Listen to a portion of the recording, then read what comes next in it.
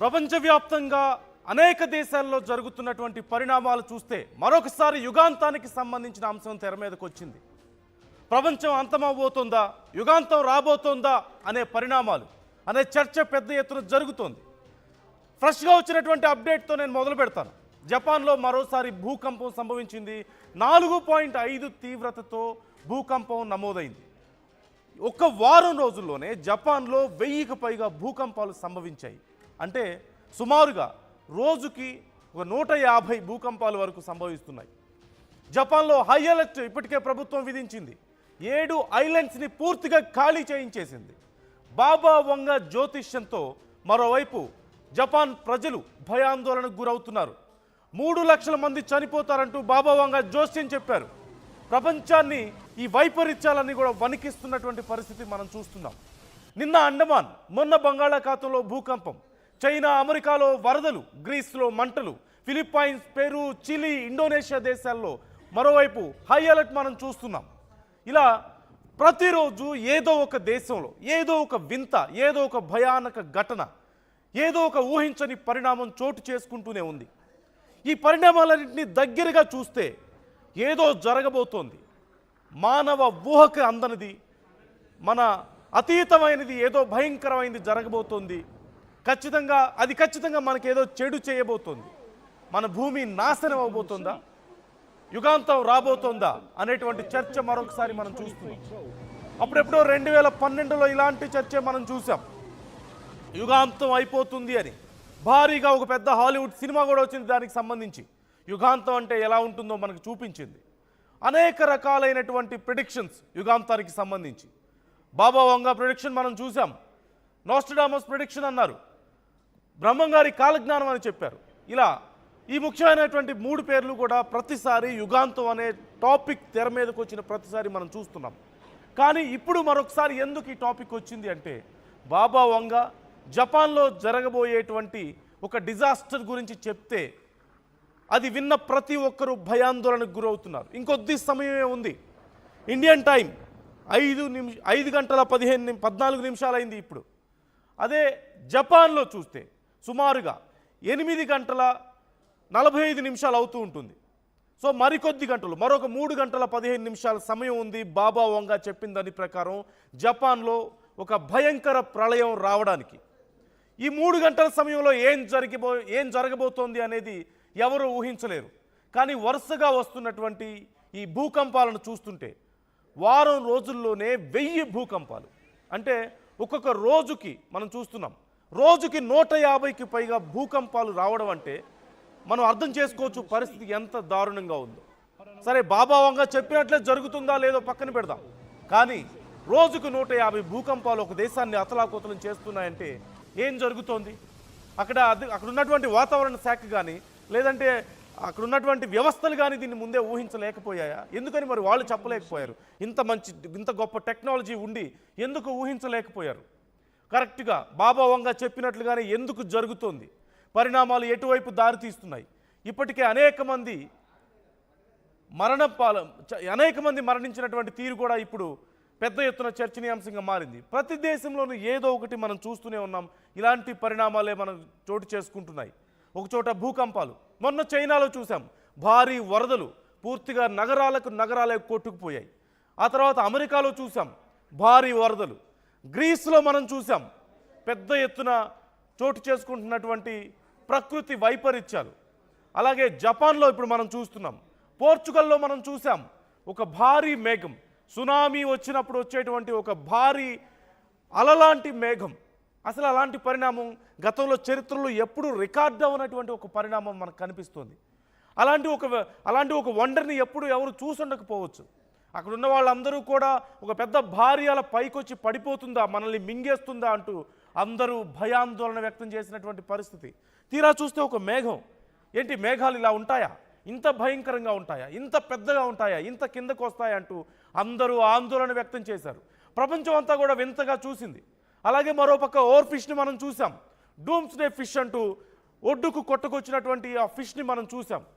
సహజంగా భూకంపాలు సంభవించినప్పుడు, సునామీలు వచ్చే ముందు ఇలాంటి ఫిష్లు, సముద్రంలో చాలా లోతులో ఉండేటువంటి చేపలు ఇలాంటివి బయటకు వస్తున్నాయి అంటే ఏదో జరగబోతుందంటూ అందరూ ఊహించారు. అలాగే జరిగినటువంటి అగ్ని ప్రమాదాలు కూడా మనం చూసాం. మొత్తం హాలీవుడ్ని కాల్చేస్తుందా, అమెరికాని మింగేస్తుందా ఈ ప్రళయం అంటూ అందరూ చూశారు. రైట్, టెక్సాస్లో మనం చూస్తున్నాం ప్రస్తుతం అక్కడ పొంగి పొరలుతున్నటువంటి నది ప్రవాహాన్ని, వరద ప్రవాహాన్ని మనం చూస్తున్నాం. పూర్తిగా ఊర్లే కొట్టుకుపోతున్నటువంటి పరిస్థితి. బ్రిడ్జ్లు కొట్టుకుపోతున్నాయి, రోడ్లు కొట్టుకుపోతున్నాయి, ఇళ్ళు కొట్టుకుపోతున్నాయి, కొండ చర్యలు విరిగి పడుతున్నాయి. మరోవైపు భారతదేశంలో కూడా ఇలాంటి పరిస్థితులు చూస్తున్నాం. హిమాచల్ ప్రదేశ్లో పరిస్థితి మనం చూస్తున్నాం. ఊర్లే కొట్టుకుపోతున్నాయి. ఇప్పటికే వారం రోజులుగా అక్కడి ప్రాంతం అంతా కూడా, హిమాచల్ ప్రదేశ్ అలాగే ఆ పరిసర ప్రాంతాలన్నీ కూడా వరద నీటిలో చిక్కుకుపోయినటువంటి పరిస్థితి. ఒక 10 రోజుల క్రితం చైనాలో ఉన్నటువంటి పరిస్థితి మనం చూసాం. చైనా అతలాకుతలం అయిపోయింది వరదల ధాటికి. అమెరికాలో ఉన్న పరిస్థితి మనం చూసాం. మరోవైపు పోర్చుగల్లో ఎప్పుడూ చూడనటువంటి ఒక వింతైనటువంటి ఘటన. మరోవైపు ఇంతకుముందు చెప్పుకుంటున్నట్లుగా డూమ్స్డే ఫిష్, అసలు ఎక్కడి నుంచి వస్తాయి ఈ ఫిష్లు? ప్రపంచంలో ఉన్నటువంటి మానవాళికి ఈ మధ్య కాలంలో ఎప్పుడు చూడనటువంటిది. కేవలం పుస్తకాల్లో చదువుకున్నటువంటి ఘటనలు మాత్రమే జరుగుతున్నాయి. ఏదో ఊహల్లో, సినిమాల్లో, లేదంటే పుస్తకాల్లో రాసేటువంటి, స్టోరీల్లో రాసేటువంటి ఒక ఊహించినటువంటి ఊహాజనితమైనటువంటి సంఘటనలు నిజంగా జరుగుతుంటే మానవాళి వాటిని చూసి ఆశ్చర్యపోవడం లేదు, భయపడుతున్నారు. ఏం జరగబోతోందా అంటూ మనం స్క్రీన్ మీద చూస్తున్నాం. ఆర్టీవీ మీకు ప్రజెంట్ చేస్తుంది. ఎంత భారీ ఒక మేఘం కనిపిస్తుందో మనం చూస్తున్నాం. ఇక మింగేస్తుందా ఇంత పెద్ద ఆలోచన మనల్ని అన్నట్లుగా కనిపిస్తున్నటువంటి అది అక్కడ కనిపిస్తున్న ఆ మేఘం చూసి ప్రజలందరూ కూడా భయంతో కొంతమంది, ఆశ్చర్యంతో కొంతమంది, ఒక విచిత్రమైనటువంటి ఆ పరిణామాన్ని చూసి అసలు దీన్ని ఎలా అర్థం చేసుకోవాలి, ఎక్కడి నుంచి వచ్చింది, ఎలా వచ్చింది? వాతావరణ శాస్త్రవేత్తలు కూడా ఊహించలేనటువంటి స్థాయిలో ఇలాంటి పరిణామాలు చోటు చేసుకుంటుంటే ప్రజలందరూ కూడా భయపడిపోతున్నారు. ప్రపంచవ్యాప్తంగా జరుగుతున్నాయి ఇలాంటి ఘటనలు. మరి వీటిని ఎలా అర్థం చేసుకోవాలి? ఇది యుగాంతం లక్షణాలు కాదా? ఇవన్నీ ఒక ఎత్తు అయితే ప్రపంచంలోని చిన్న దేశం దగ్గర నుంచి మొదలు పెడితే ప్రతి దేశం అణ్వాయుధాలను అక్వైర్ చేసుకొని పెట్టుకుంది, అణ్వాయుధాలను రెడీ చేసి పెట్టుకుంది యుద్ధాల కోసం, శత్రు దేశాల నుంచి తమను తాము కాపాడుకోవడానికి. కానీ ఇప్పుడు ఆ అణ్వాయుధాలే ప్రపంచాన్ని నాశనం చేయబోతున్నాయా? ఒక దేశం మరొక దేశం కాళ్ళు దూవుతున్నాయి ఒకరి మీద ఒకళ్ళు యుద్ధాలు చేసుకోవడానికి. ఇప్పటికే మనం చూస్తున్నాం అనేక యుద్ధాలు. భారత్ పాకిస్తాన్ మధ్య యుద్ధం ఆల్మోస్ట్ రేడియేషన్ లీక్ వరకు వెళ్ళి ఆగిపోయింది. భారత్ చేసిన అటాక్లో పాకిస్తాన్లో కొద్దిపాటి రేడియేషన్ లీక్ అవ్వబోయి లాస్ట్ మినిట్లో ఆగిపోయినటువంటి పరిస్థితి మనం చూసాం. మరోవైపు రష్యా చూసాం, అలాగే ఇరాన్, ఇజ్రాయిల్ మనం చూసాం పరిస్థితి ఎంత దారుణంగా ఉందో. ఈ నేపథ్యంలో ఎప్పుడు ఏ దేశం మీద అటాక్ చేసుకుంటుందో తెలియక, ఏ దేశం ఒకవేళ ఈ యుద్ధాల్లో భాగంగా అణ్వాయుధాలను, అణ్వాస్త్రాలను ఉపయోగిస్తారో తెలియక బిక్కుమంటున్నారు ప్రపంచంలో ఉన్నటువంటి మేధావులందరూ.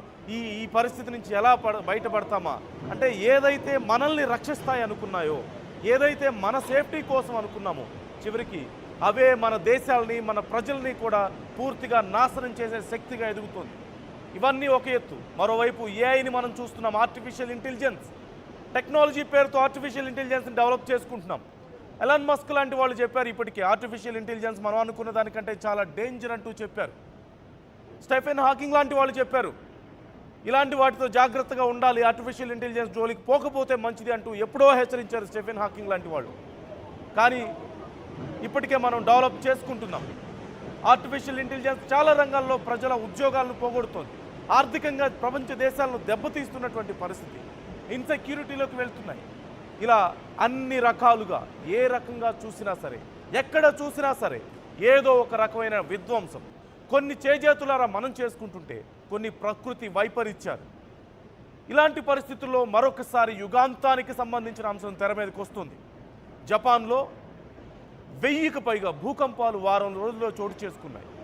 మరోవైపు పోర్చుగల్లో ఒక భారీ మేఘం, మరోవైపు గ్రీస్లో ఎక్కడ చూసినా సరే విధ్వంసం, మరోవైపు అమెరికాలో వరదలు, చైనాలో వరదలు, భారతదేశంలో హిమాచల్ ప్రదేశ్ లాంటి చోట్ల మనం చూస్తున్నాం భారీ ఎత్తున వరదలు, కొలరాడోలో కార్చిచ్చులు మనం చూస్తున్నాం.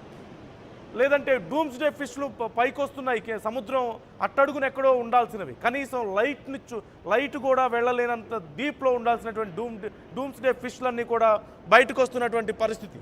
మరోవైపు ప్రపంచ దేశాలన్నీ అణ్వాయుధాలు శత్రు దేశాల మీద ఎక్కువ పెట్టుకుంటున్నాయి. ఇలాంటి తరుణంలో ఎటు నుంచి ఏ ఆపద ముంచుకొస్తుందో, ఎటు నుంచి ఏ ఉపద్రవం మన మీదకు వస్తుందో అంటూ ప్రపంచ దేశాలన్నీ కూడా వణికిపోతున్నటువంటి తరుణాన్ని మనం చూస్తున్నాం. ఈ నేపథ్యంలో మరి జపాన్లో ఏం జరగబోతోంది? బాబా వంగ చెప్పినట్లుగా నిజంగానే అక్కడ భారీ నష్టం జరగబోతుందా? 3 లక్షల మంది చనిపోతారంటూ బాబా వంగ జోస్యం చెప్పారు. గతంలో కొన్ని పరిణామాలు చోటు చేసుకున్నాయి బాబా వంగ చెప్పినట్టు. మరి ఇప్పుడు జపాన్లో అదే జరగబోతుందా? మరి లేకపోతే వారం రోజుల్లో 1000 భూకంపాలు అనేవి అసలు హిస్టరీలో ఎప్పుడైనా వచ్చాయా? 7 ఐలాండ్స్ని ఖాళీ చేయించాల్సిన పరిస్థితి జపాన్లో మనం చూస్తున్నాం. జపాన్లో భూకంపాలు కొత్త కాకపోయి ఉండొచ్చు, అడపాదడపా సహజంగా వస్తూ ఉంటాయి. రైట్ రైట్ రైట్ ఈ అంశానికి సంబంధించి మధు మనతో ఉన్నారు. మధు, వారం రోజుల్లో 1000 భూకంపాలు జపాన్ని వణికిస్తున్నటువంటి పరిస్థితి. బాబా వంగ చెప్పారు పెద్ద ఎత్తున నష్టం జరగబోతోంది అంటూ. మరోవైపు ప్రపంచ దేశాల్లో ఎక్కడ చూసినా సరే ఏదో ఒక ఉత్పాతం. మనం పోర్చుగల్లో చూసాం, ఒక భారీ మేఘం, ఎవరికి అర్థం కాదు, చరిత్రలో ఎప్పుడు కనిపించలేదు. జపాన్లో ఈ భూకంపాలు, అమెరికాలో వరదలు, చైనాలో వరదలు, గ్రీస్లో చూస్తే పెద్ద కార్చిచ్చు, కొలరాడో కార్చిచ్చు మనం చూసాం. అమెరికా వ్యాప్తంగా హాలీవుడ్ని కూడా కాల్చేస్తుందా అన్న పరిస్థితి మనకు కనిపించింది. మరోవైపు మనం చూస్తున్నాం దేశాలకు దేశాలు అణ్వాయుధాలను సిద్ధం చేసుకుంటున్నాయి. అంటే ఏ రకంగా ఎటువైపు నుంచి ఏ ఉత్పాతం